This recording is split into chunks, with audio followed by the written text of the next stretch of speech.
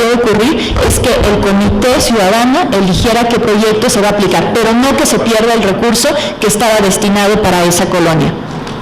Una cosa que también comentaba el Contralor era que se deben de institucionalizar mecanismos mediante los cuales la ciudadanía dé seguimiento y vigile los procesos que implican el presupuesto participativo, específicamente un observatorio del presupuesto participativo. Efectivamente, nosotros suscribimos con la Contraloría y con el InfoDF un convenio hace ya 2 años para hacer esto. Nos ha traído muchos frutos. Por ejemplo, nos ha rendido informes periódicamente la Contraloría de los procedimientos que ha iniciado en contra de servidores públicos que no han ejecutado el presupuesto participativo e incluso de las sanciones que ya se han imputado. Pero volvemos a lo mismo, creo que esto no debe ser un tema de voluntades y de convenio, debe de establecerse en la ley. Esto debe ser obligatorio, que tengamos este mecanismo de observación del presupuesto participativo, que exista la obligación de rendir cuentas y de darle seguimiento. No debe estar supeditado a la buena voluntad de quienes están encabezando en este momento las instituciones. Creo que también por un tema de rendición de cuentas sería muy adecuado que las delegaciones, próximamente alcaldías, rindan cuentas trimestralmente y que si no lo hacen, pues entonces que haya una responsabilidad directa del titular de la alcaldía, para que no se difuminen estas responsabilidades, porque cuando no se trazan perfectamente las responsabilidades de las personas, lo que ocurre es que se pierden y después todo el mundo dice que no tuvo nada que ver con la falta de ejecución del presupuesto participativo. Creo que también debemos de establecer criterios en la ley sobre la unión de presupuestos participativos. Es algo que ya se puede hacer, pero a través de las convocatorias del IEDF, pero se debe de establecer en la ley, y la posibilidad de presentar proyectos comunes, pero también una cuestión adicional, la posibilidad de que un proyecto que beneficie a una colonia aledaña pueda ser también votado por una colonia, aunque no esté dentro de la misma delegación. Eso no se puede hacer ahora. Y quiero comentarles lo que nos pasó en una ocasión. La gente estaba muy molesta porque querían que se hiciera una escuela. Sin embargo, la escuela iba a estar en una colonia contigua, pero que ya correspondía a otra delegación, entonces no tenían la posibilidad de votar por el mismo proyecto de presupuesto participativo. Y lo cierto es que nosotros tenemos estas divisiones políticas que obedecen a una cuestión de orden meramente político, es una ficción jurídica, pero en la práctica la ciudadanía lo único que sabe es que está junto a otra colonia y que si se pone ahí una escuela también les va a beneficiar a ellos. Debemos, desde mi punto de vista, romper estas limitantes y poder hacer factible que el presupuesto participativo se aplique de la manera que mejor beneficie a la comunidad, aun cuando esto implique que un proyecto esté en una delegación aledaña a la que la gente está votando. Otra cuestión que creo que deberíamos de explorar para una ley del presupuesto participativo es algo que comentaba la diputada Aloida y que tiene que ver con los procedimientos sancionadores. Actualmente nosotros no tenemos competencia para poder imponer una sanción, por ejemplo, a un servidor público que intervenga indebidamente en un tema de una consulta del presupuesto participativo. Lo único que tenemos nosotros de posibilidad es iniciar procedimientos sancionadores ordinarios y especiales sancionadores. Los especiales sancionadores se inician nada más por temas de violaciones del proceso electoral. Los procedimientos ordinarios sancionadores se inician por temas que no tienen que ver con el presupuesto participativo y con los mecanismos de participación ciudadana. En su caso, por una violación genérica, pudiéramos nosotros iniciar un procedimiento si hubiera una intervención indebida de un partido político, y eso exclusivamente, les comentaba, por una violación genérica que establece el Código, cuando los partidos políticos no se conduzcan conforme a los cauces legales que establece la ley.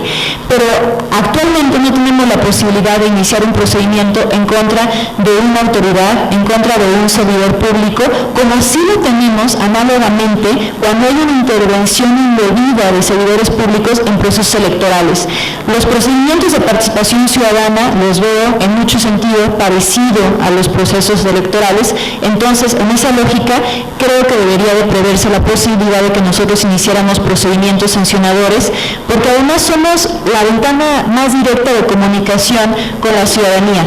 Al ser nosotros los promotores de la consulta del presupuesto participativo, la ciudadanía, cuando advierte una irregularidad, lo primero que hace es decirnos a nosotros. Cuando nosotros les decimos que no tenemos competencia para iniciar un procedimiento, lo que creen es que no les queremos ayudar, no que tengamos un impedimento legal para hacerlo. Otra cuestión que ya comentábamos es que se debería de incrementar el porcentaje del presupuesto participativo y el 3% que se contempla actualmente que sea la base y si se tienen más recursos se puedan distribuir en el presupuesto participativo más recursos.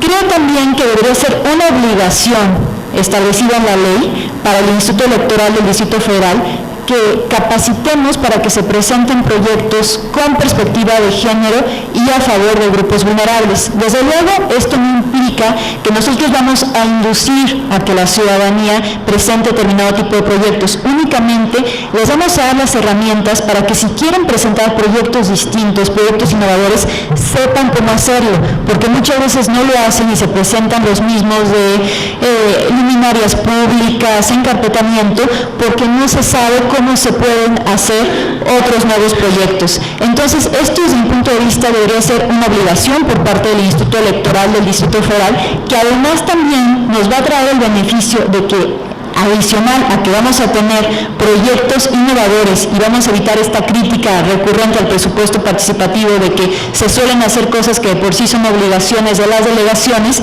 vamos también a lograr, pues por lo menos con un granito de arena, acortar la brecha de desigualdad que sigue existiendo en nuestra sociedad. Los últimos dos tienen que ver con cuestiones que ya habíamos comentado, que se deben de presentar materiales accesibles para que las personas con discapacidad puedan participar y también para evitar la discriminación de la comunidad LGBTI y desde luego buscar la profesionalización de la gente en las delegaciones que se dedica a revisar los temas del presupuesto participativo. Muchísimas gracias a todos y a todas por su atención.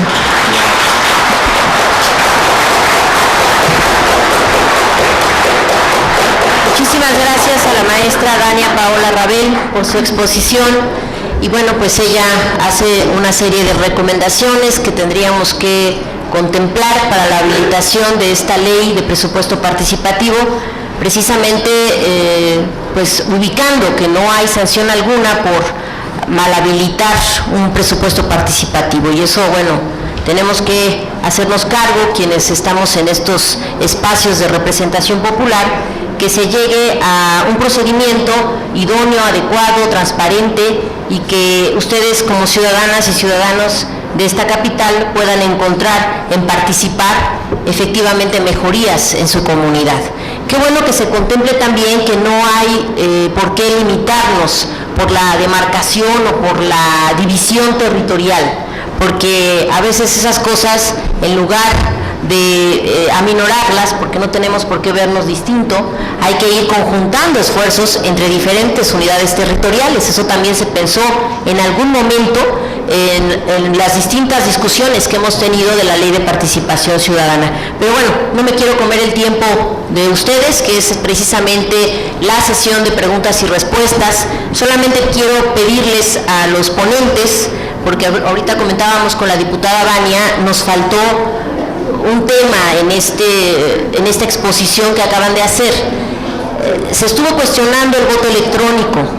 Ustedes hablaron más del voto presencial.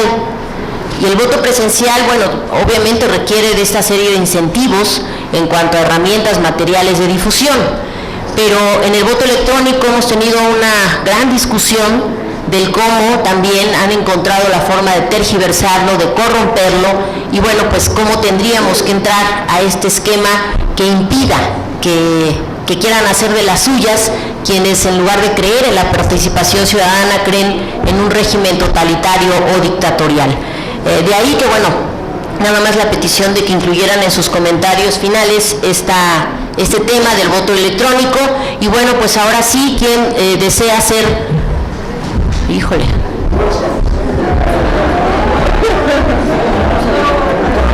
Pero es que ya está, porque parece que ya llegó la otra mesa. Si están de acuerdo, para que tampoco nos veamos tan limitantes en este caso, podrían hacerse las preguntas de corrido, los ponentes anotar y responder en una intervención, para que no se haga más uso del tiempo de la siguiente mesa. ¿Quién está con él? Trae una demanda. Cerro de la Estrella trae una demanda. ¿La trae por escrito o la quiere exponer? Exponer. A ver, nada más vamos a centrar, por favor. Estamos en el tema Ley de Presupuesto Participativo. Comentarios con respecto o preguntas a los ponentes con respecto a esto. Me queda claro que hay muchas demandas. Yo también vivo en Iztapalapa y vivimos la misma situación, pero si quieren las denuncias, yo creo que el Contralor está en la mejor disposición de recibirlas y, bueno, en su caso atenderlas, pero también ya aclaró la maestra que lamentablemente ahorita no hay un esquema de sanciones. También hagámonos cargo, y aquí estamos varias diputadas, que ese es un rubro que debemos atender en la ley. ¿Cómo hacemos? A ver, ¿quién trae el micrófono? A ver, empezamos por acá. Sí, muy buenas tardes. Mire, mi pregunta es, en mi colonia yo pertenezco a la delegación Gustavo Madero y tenemos ya un presupuesto que se estaba ejerciendo.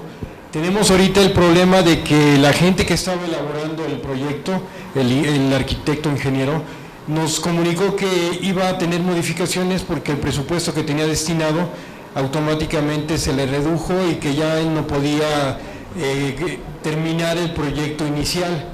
Entonces aquí nosotros queremos saber por qué de esa manera la delegación, o no sé quién, bueno, la delegación que maneja el presupuesto, por qué nos está limitando ese presupuesto que ya estaba calculado y ahorita de manera intransigente nos va a cambiar automáticamente todo el proyecto.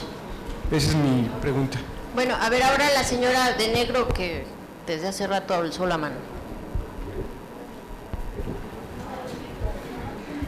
Hola, buenas tardes, de la delegación Benito Juárez. Una propuesta que ya he hecho en algunos otros foros y me interesaría mucho porque creo que este es el foro correcto, es que el presupuesto participativo pudiera ser manejado como el programa de mejoramiento barrial, que sea manejado, administrado por los ciudadanos, ¿sí? Porque realmente, y también en cuestión de costos, no hay punto de comparación. Lo que se puede hacer con un presupuesto participativo y lo que se puede hacer con un proyecto de mejoramiento barrial. Entonces, ojalá que esta propuesta pueda ser tomada en cuenta. Muchas gracias. Gracias. A ver, ahora de este lado, compañera. Aquí está el micrófono. Vamos a hacer, nada más dirijan su pregunta a qué ponente. No, la pregunta es porque yo conocí la ley de presupuesto participativo que está en la red y es del año 2015 y estuve basándome para ejecutar el presupuesto y me dice el Instituto Electoral no fue aprobado. Sin embargo, otra instancia como la CEDESO se validó también de la misma ley. O sea, nunca entendí por qué no validaron esa y también pues que tengan más rigidez para las sanciones, ¿no? Porque ha habido mal manejo. O sea, si nos dicen nombre, colonia, ¿a quién dirigen la pregunta? La pregunta es que, bueno, Guadalupe Rosa de Coyoacán, la pregunta es por qué la ley de participación ciudadana que está en la red no fue validada. Ahí hablan que el presupuesto es para el 5%, o sea, se quedó ahí como guardado. O sea, en la red en línea yo la busqué y también la Secretaría de Desarrollo Social también validó esa ley y me decía, los únicos competentes son esos, y efectivamente ya dice el grupo parlamentario, la Asamblea Legislativa del Distrito Federal, y el que me aclaró la duda fue el Instituto Electoral que me dijo no fue aprobada. O sea, ¿existe la ley? Sí existe, pero yo no sé qué pasó ahí. Bueno, atrás la señora de lentes, por favor. Buenas tardes, la propuesta es para el señor Contralor, que nos gustaría que vincularan a los Contralores ciudadanos directamente con los comités ciudadanos, porque lo que se informó el día de ayer en esta mesa es que es increíble que más del 80% de los presupuestos participativos del 2016 no se han ejecutado. Ya estamos en el 2017 y ya hay dos órganos de representación que serían los comités ciudadanos y los consejos ciudadanos delegacionales. O sea, que se dé esa vinculación realmente para avanzar y saber cómo se están trabajando los presupuestos participativos, en dónde no se están ejecutando, y que de alguna manera nosotros coadyuvemos con la Contraloría General pues para detectarlo de inmediato. Y en la propuesta concreta ahorita es, si hay el 80%, que la Contraloría General a través de las Contralorías Ciudadanas se dediquen a atender este 80%, porque ya se perdió o qué va a suceder. A ver, allá atrás el señor de lentes, por favor. Sí, buenas tardes, mi nombre es Román Ríos, de Coyoacán. La propuesta es en base también a lo que propone la maestra Dania. Debería de haber una libertad para los comités ciudadanos, para los ciudadanos en general, en elegir también nosotros a los proveedores y no nada más limitarnos a los proveedores que nos dan en un catálogo, porque muchas veces nos ha tocado, somos testigos, lo hemos vivido así, que son proveedores que no nos dan la calidad o que elevan el precio de lo que vayan a hacer, del proyecto que se vaya a hacer, cuando nosotros hemos incluso sacado presupuestos, investigado proveedores en donde se dan con un precio mucho menor y con una calidad y con una situación de ejecución que nos llena a nosotros, que nos cumple lo que estamos solicitando. En cambio, siempre que son con los proveedores que nos indican, que además son proveedores universales muchas veces, que lo mismo te hacen una poda, que lo mismo te componen un edificio, pues no son proveedores que a nosotros nos satisfaga su trabajo. También, igual, ahora para el Contralor, tendríamos que ver que estos presupuestos deben de ser de verdad auditables, verificables,